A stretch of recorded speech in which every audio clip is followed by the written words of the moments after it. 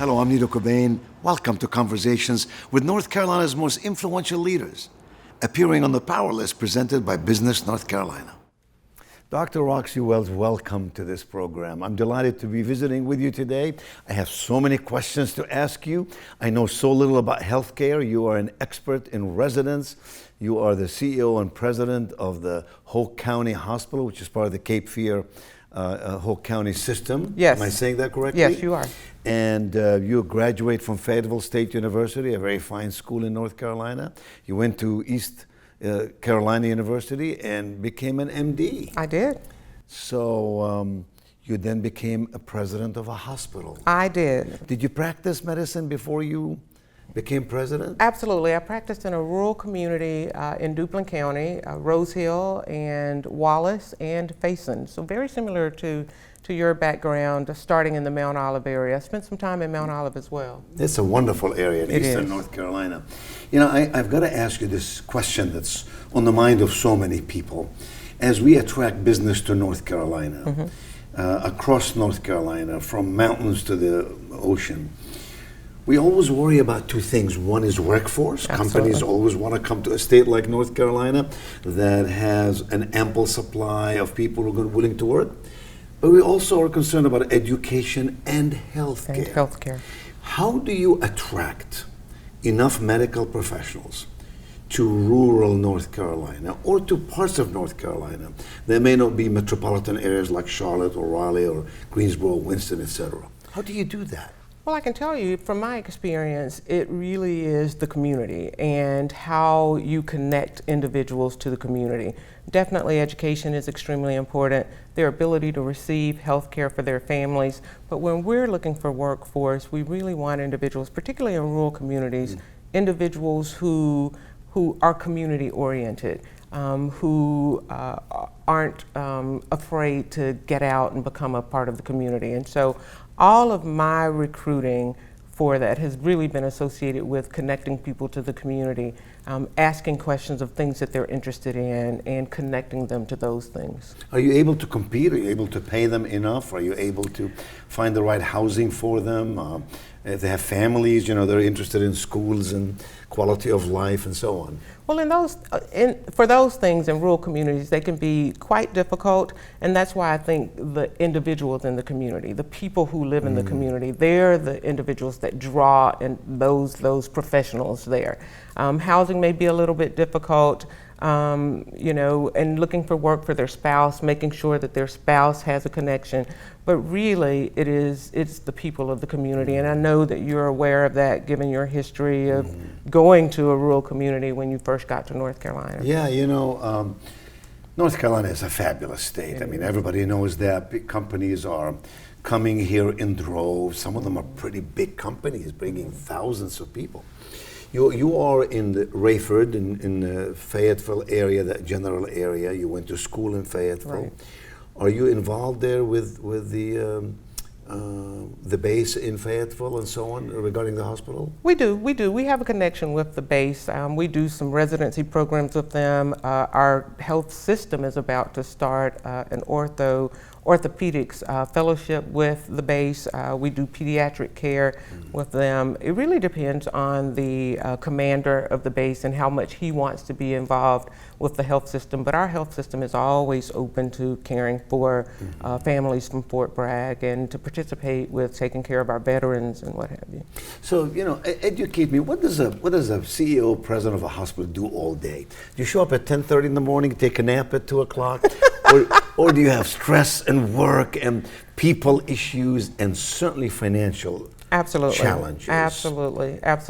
The last 3 years have been quite challenging for all of us in healthcare, and you're spot on when you talk about the workforce and what that looks like and trying to work through financial sustainability for our hospitals and in our state. I think everybody has, you know, the same very slim, very thin margin, if there's a margin at all, over the past 3 years. But, you know, for me, it really is about supporting the people that take care of our community. And so, no, my day does not start at 10:30. It actually starts at about 5, and getting reports from nursing and determining if anything happened during the night that we should be concerned about, making sure that we're there and smiling as employees are entering the hospital, visiting patients and checking on patients. Our compass says that we have patients in the middle. I actually believe that there are people in the middle, and that includes our employees, it includes family members, it includes the patients. So I spend quite a bit of my time interacting with people, whether they're employees or patients or staff members. One of the challenges I would think would be access, right? How does everyone, whether they can afford it or not, access health care? Right.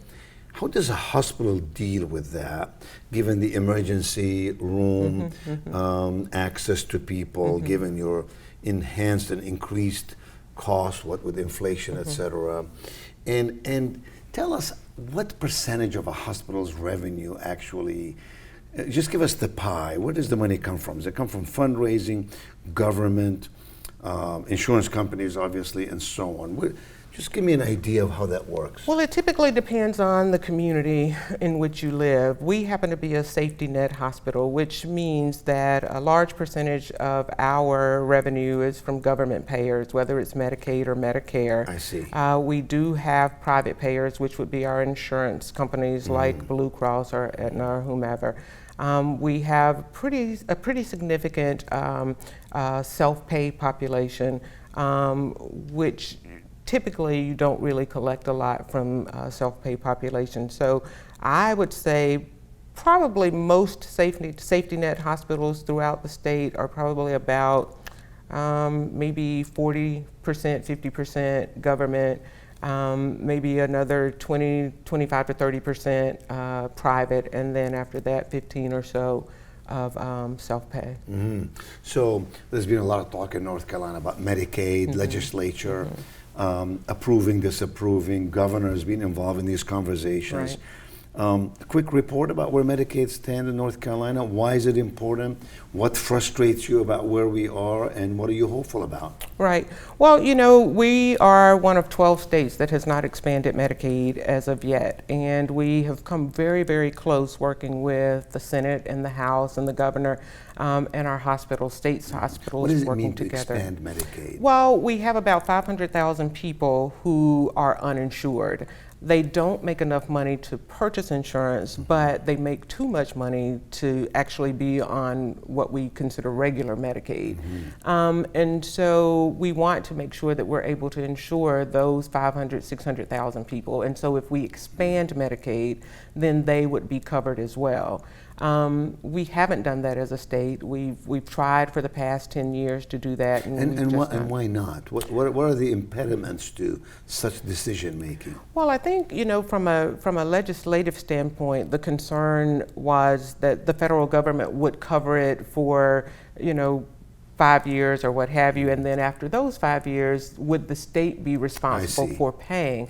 And so, I think our General Assembly members want to be fiscally thoughtful about North Carolina, and so they were concerned about that. Well, what we've seen over the past 10 years is that the federal government continues to cover it, and I think our failure to pass Medicaid expansion has been and will be in the future a detriment to hospitals across our state. So how does that affect Hoke County Hospital? You have people who are not covered by insurance. Correct.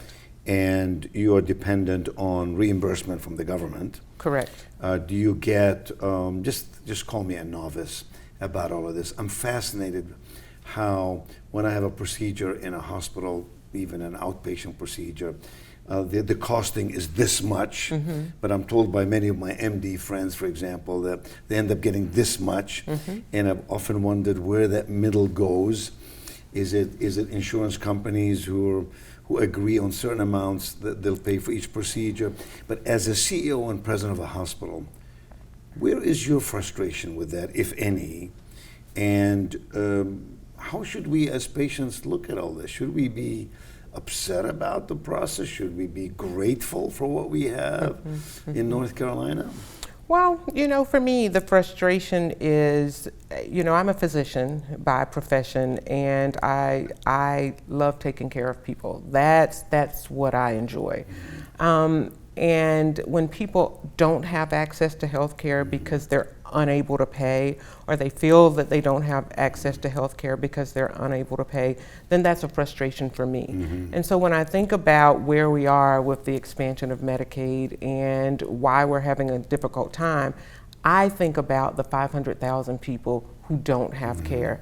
And so they often put off their care, their preventive care and those types of things, because they're uninsured. And when they put off that care, then they end up sicker when they get to our emergency department. And I think that we definitely should do a better job with preventive care, and I think that Medicaid expansion would help us do that. But that's one of my largest frustrations. Yes. Of course, you can always talk about how you interact with payers or what have you, but my largest frustration is being able to take care and provide care to my community. So, What's always fascinating about a hospital is that you operate 24/7, 365 days a year. It doesn't matter if it's Christmas or if it's ice outside. Right. You've got patients, you got to take care of them. How does a hospital manage ensuring that your 354 employees are there all the time when you need them? You work 3 shifts? Is it 2 shifts at long hours? Is it 3 shifts? And if they live somewhere where they cannot access the workplace, how do you manage all that? So typically what will happen if we are expecting, say, a hurricane or an ice storm or what have you, we will notify our employees and let them know that we have places for them to sleep if they feel like they can't get to work through the weather or what have you, and we house them there. The great thing about healthcare workers and the healthcare workforce is they understand what they're calling, what their mission is, and they understand that if they're not there, that patients aren't taken care of, and they come and give 100%. They leave their families at home during those weather events or what have you, and they show up and they take care of patients, and that's why that's something that I love about healthcare, is that the people that work there are always concerned about other people. It's a calling, isn't it? It is a calling. It's not a job. I believe it's a calling. It's a calling. You are the president of the North Carolina Association of Healthcare, or Healthcare Association? You're a big shot. Well, you know what, I don't look at it like that. I look at it as a way to advocate for people and to produce policy that will be helpful to the citizens of North Carolina. And I'm very fortunate. I used to think healthcare was my passion, and I learned pretty quickly that people are my passion, and healthcare is how I get to live that passion. And those things, being on NCHA, gives me the opportunity to affect change for people who need it the most. So. Who are the members of the association? Are they doctors? Are they hospital presidents? Are they management, administration of hospitals? So NCHA represents 135 hospitals, and so anybody that works in a hospital, if that hospital is a member of NCHA, we represent those any employee can be a member? Well, typically it's the officers of the hospitals or what have you, but it doesn't have to be the CEO or what have you. But if your hospital is a member of NCHA, you're a member of NCHA. I see. How many hospitals do we have in North Carolina? We have about 130, 135 hospitals. So I see. So all of those are members of this association. Yes, you also serve on the national board? You are a big shot. No. I am grateful for the opportunities that I've had. I just rolled off of the American Hospital Association Board of Trustees. That's a big organization. It is. It covers over almost 5,000 hospitals across the country, and typically has about 27 board members. And I got to spend the last 3 years doing that. And the most important thing of that is national advocacy for individuals. And my passion is rural health, and so getting to be the voice for the 40 million people who live in rural communities in the U.S. was it was a phenomenal experience. Do rural hospitals have a more difficult time in access, not in the context of which we spoke, but rather access in terms of physical access? How do you get them to the hospital quick enough? Do you have enough EMS personnel? Do you have a helicopter that can get them? I would think that would be somewhat of a challenge. It is a challenge. Rural medicine, caring for people in rural communities, it is challenging. I mean, when you think about technology, you don't have broadband in those areas, so you have to work around and figure that piece out. When you talk about the workforce and who will be the EMS workers, who will be the nurses or what have you, when you talk about that, workforce is a huge challenge for rural communities. But again, I think the people who win, individuals who are recruited to those areas are the people that live in the communities. They tend to wrap their arms around you. They tend to make sure that you have the things that you need. They're happy that you're there. And I think that there's a population of professionals who feel that tug and feel that call to a rural community. But there are challenges that are exacerbated by being in the rural area.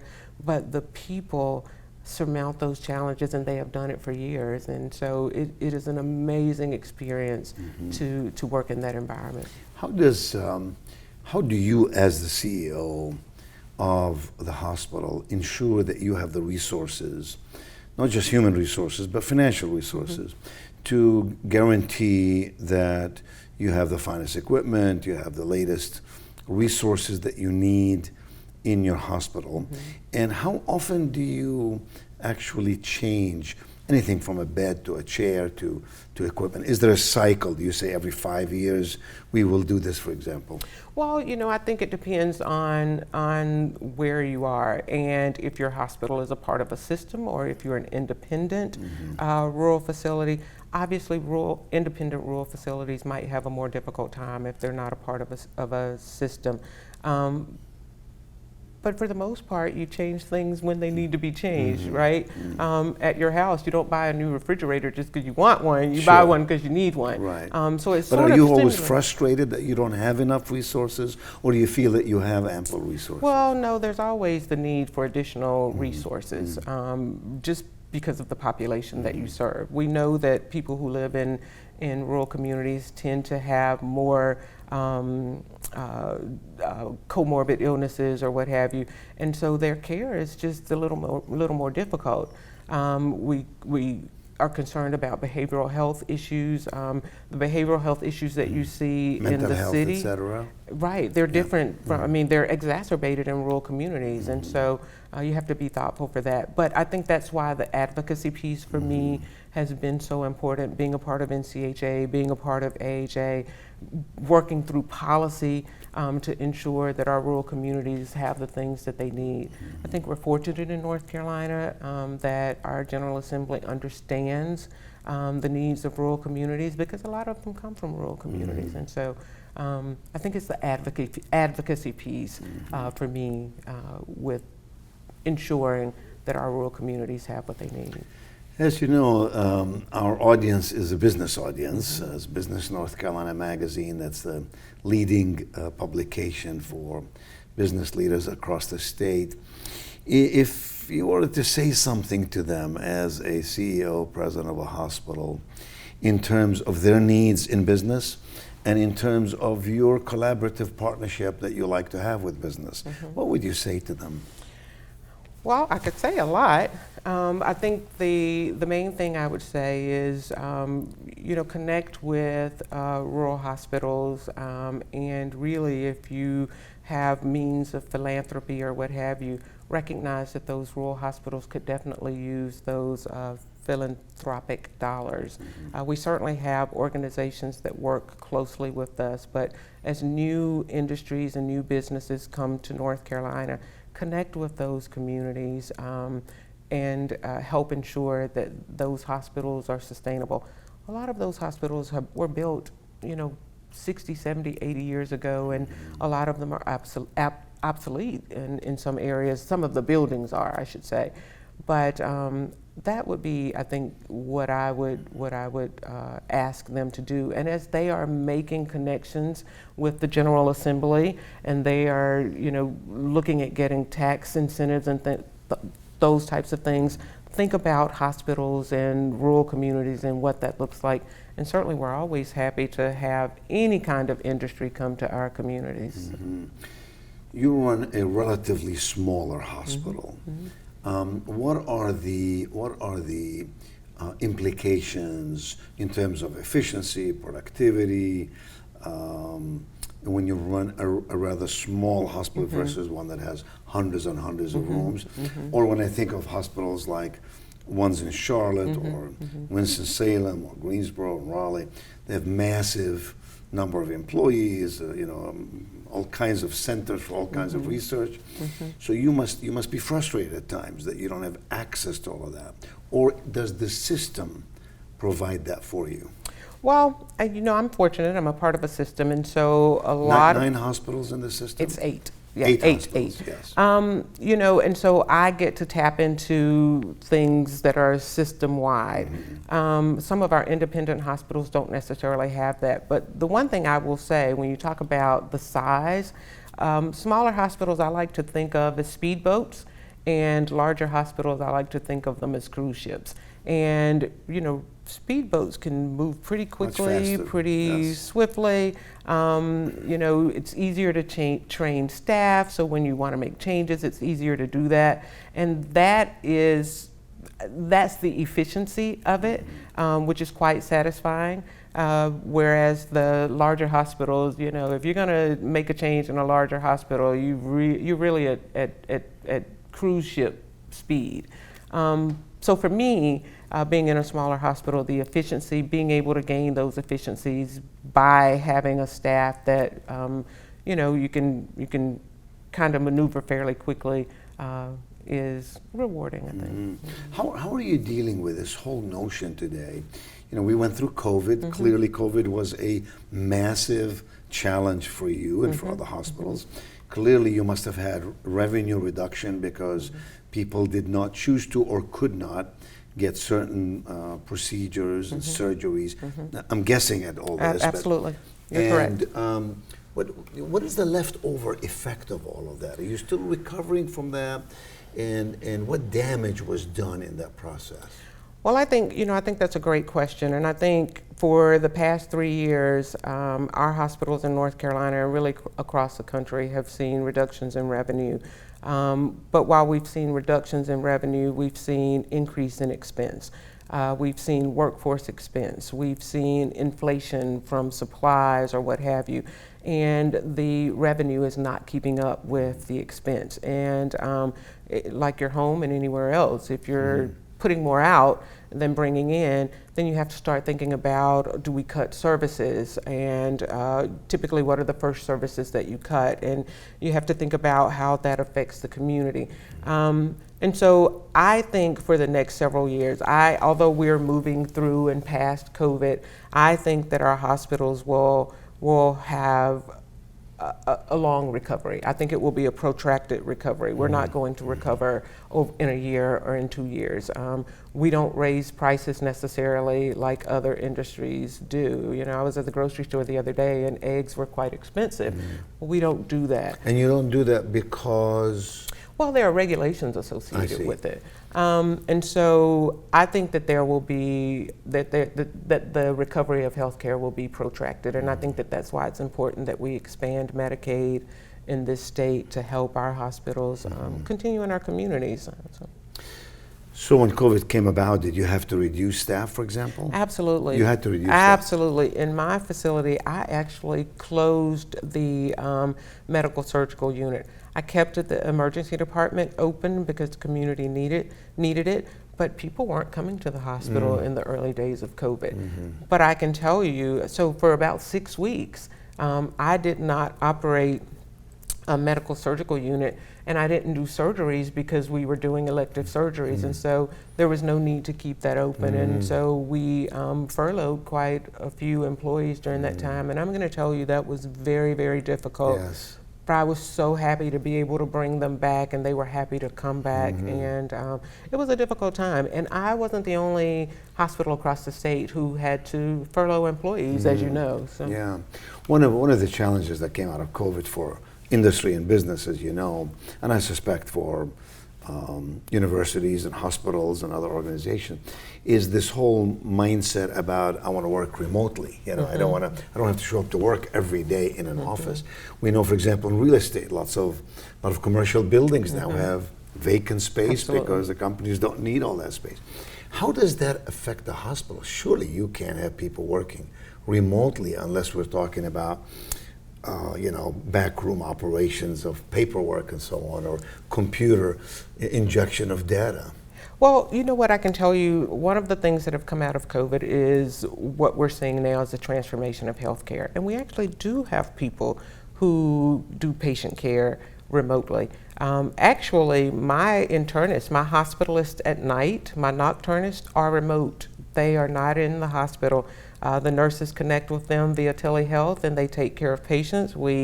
They interact with patients via monitors, and so we're seeing a transformation of healthcare. I just spent last week talking about that in Santa Barbara with AHA, and I think it's going to be important. I think transformation in healthcare is going to have to occur more rapidly than we are used to. Healthcare is a cruise ship business as opposed to others, but people are working remote. We have nurses that work remote, we have physicians who work remote, but of course we'll always need people inside the building taking care of patients and doing those jobs. And you spoke a lot about people and connectivity and communication and building bridges of understanding with people.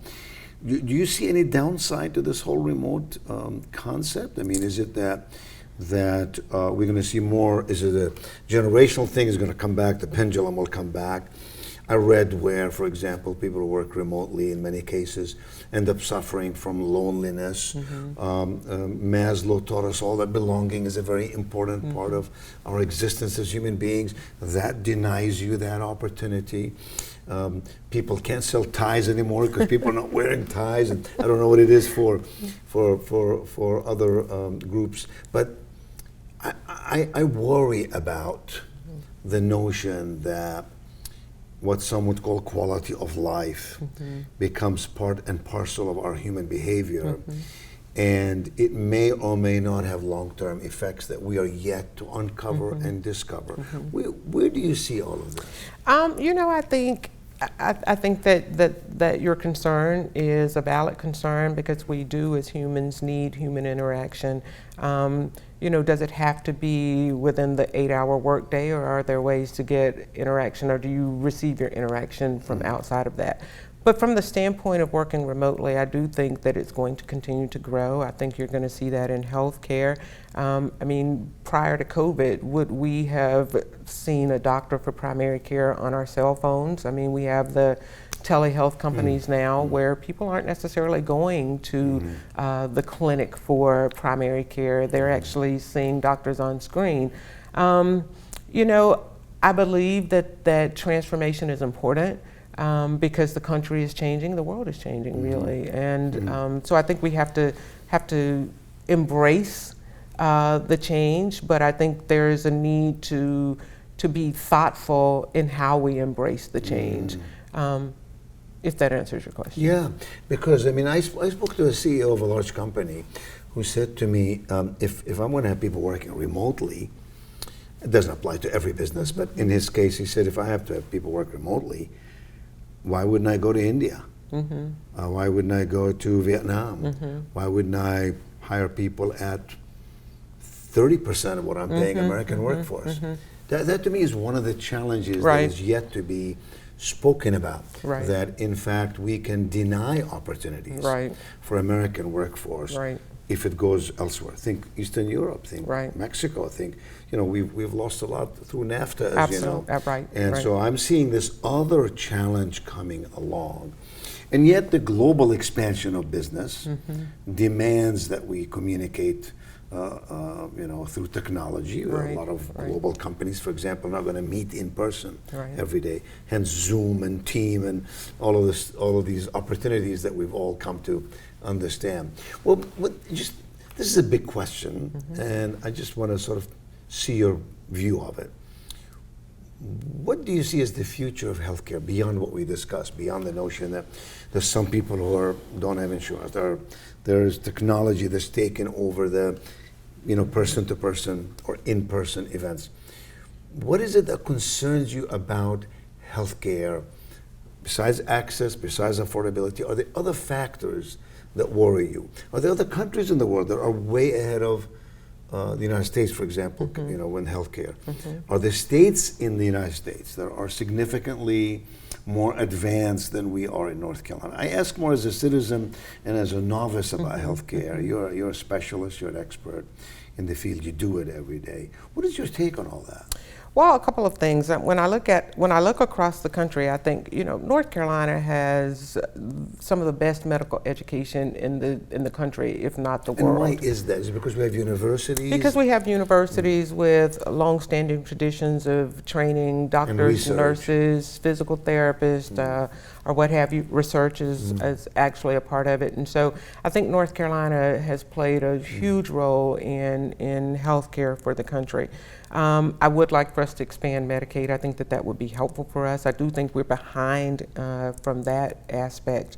But, you know, for me, healthcare, there's going to be a transformation of healthcare. As you look at the new entrants into healthcare, if you look at Amazon, if you look at CVS, if you look at Walgreens, and if you look at how those companies are growing and how they are connecting with primary care. For instance, CVS is, I think it's Oak Street now that they are looking at. They've connected with a payer, which is Aetna.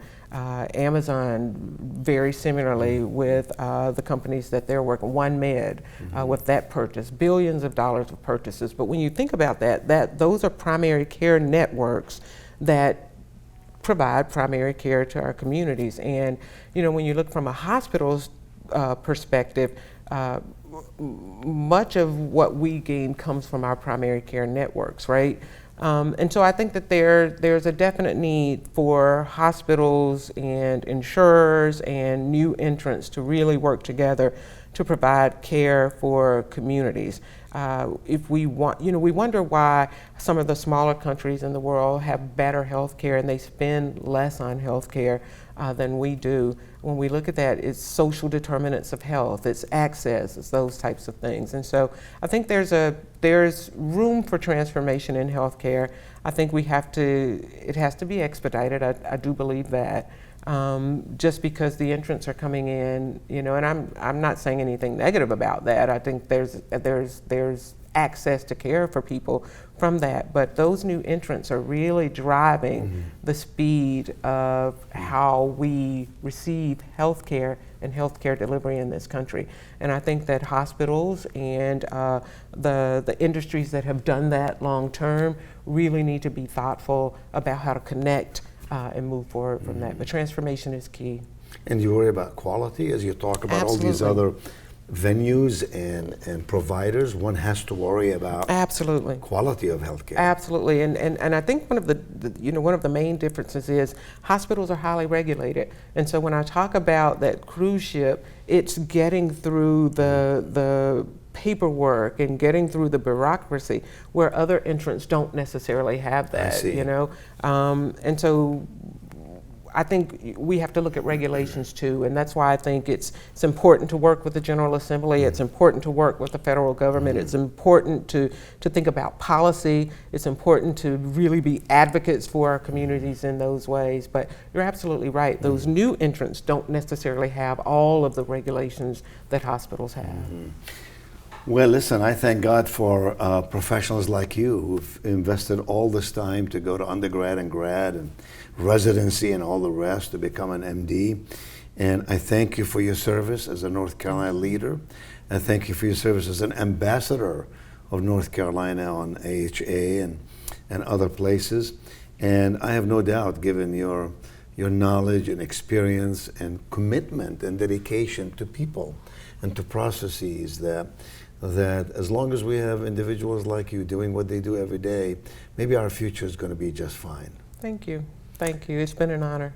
I'm glad to have you on this program for Business North Carolina. Dr. Wells, Dr. Roxie Wells, thank you so much, and best wishes to you always. Thank you, sir.